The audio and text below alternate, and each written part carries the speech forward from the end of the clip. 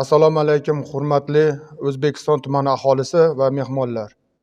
Muhtaram prezidentimizning tashabbuslari va bevosita rahbarligida barcha sohalarda keng ko'lamli islohotlar amalga oshirilmoqda. Prezidentimiz ana shu yangilanish, o'zgarishlar samarador bo'lishini kafolat sifatida mamlakatda tinchlik va osoyishtalikni ta'minlash, buning uchun jinoyatchilikka qarshi kurashish tizimini tubdan yaxshilashni davlat siyosatining eng ustuvor yo'nalishlaridan biri darajasida ko'tardilar va amaliy ishlarga kirishildi. Tumanimizda joriy yilning 5 oyi davomida 140 ta jinoyatlar ro'yxatga olingan bo'lib, shundan 72 tasi yoki 51.4%ni oldini olish mumkin bo'lgan jinoyatlarni tashkil qiladi. Ushbu jinoyatlarning 44 tasi aynan mahalla jinoyatlarini tashkil etib, tumandagi kriminalgen vaziyat ahvoliga bevosita salbiy ta'sir ko'rsatmoqda. Tashvishlisi, mahalla hududida sodir etilgan jinoyatlarning asosiy qismini qotillik, o'g'irlik hamda badanga shikast yetkazishni tashkil etmoqda. Oila turmush munosabatlari doirasidagi jinoyatlarning oldini olishga mas'ul idoralar faoliyati mutlaqo talabga javob bermaydi. Davlat rahbarining 2025-yil 3-yanvardagi 1-sonli qaroriga asosan 2025-yilda har bir mahallada huquqbuzarliklarning barvaqt oldini olish ustuvor vazifa etib belgilangan hamda bu boradagi yangicha ishlash mexanizmi hayotga tatbiq etilmoqda. Xususan mahallalarda yoshlar, ayollar va ishsizlar tomonidan oila turmush munosabatlari doirasida sodir etiladigan jinoyatlarning oldini olishda mahalla yettiligi har bir vakilining aniq mas'uliyati belgilandi. Oila turmush doirasidagi jinoyatlar turlari bo'yicha tahlil qilinganda bittasi qotillik jinoyati, bittasi qasddan badanga og'ir shikast yetkazish jinoyati, bittasi oilaviy zo'ravonlik jinoyatlarini tashkil etmoqda.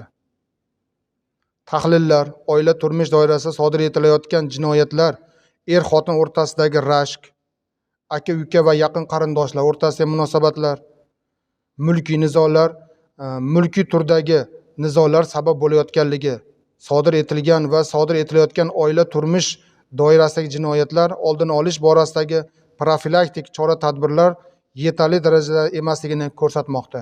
Achinarlisi, mahallalarda yoshlar, ayollar, ishsizlar tomonidan, shuningdek oila turmush munosabatlari doirasida sodir etilgan jinoyatlarning oldini olishda mahalla yettiligining o'z vazifalariga nisbatan mas'uliyatsizlik qilib kelmoqdalar. Bugungi kunda oila turmush doirasida sodir etilayotgan jinoyatlarning soni kundan kun oshib borayotganligi nainki huquqni muhofaza qiluvchi organlar, balki butun jamoatchilikni xavotirga solib kelmoqda. Davlat rahbarining qaroriga asosan hududlarda kriminalgen vaziyat hamda jinoyatchilikni oldini olish bo'yicha kunlik so'rov va o'rganishlarni yo'lga qo'ydik. Bunda kriminalgen vaziyati og'ir mahallalarning jinoyat o'choqlari joyida o'rganilmoqda. Misol uchun, mahallalarda sodir etilgan 44 ta oldini olish mumkin bo'lgan jinoyatlar sabablari tahlil qilinib, tegishli prokuror nazorati hujjatlari qo'llanib kelinmoqda. Huquqbuzarlik va jinoyatlarni oldini olish bo'yicha sohaviy nazoratni kuchaytirilib, o'tgan davr mobaynida 14 ta o'rganishlar o'tkazilib, o'rganishlar natijasida 217 nafar shaxslarning buzilgan huquqlari tiklangan. Biroq zamon o'zgaryapti, jinoyatchilikning yangi ko'rinishlari ham paydo bo'lyapti. So'nggi vaqtlarda ilgari duch kelmagan kiber maskandagi jinoyatlar salmog'i ortishi anchagina tashkiliy choralar ko'rishni taqozo etmoqda.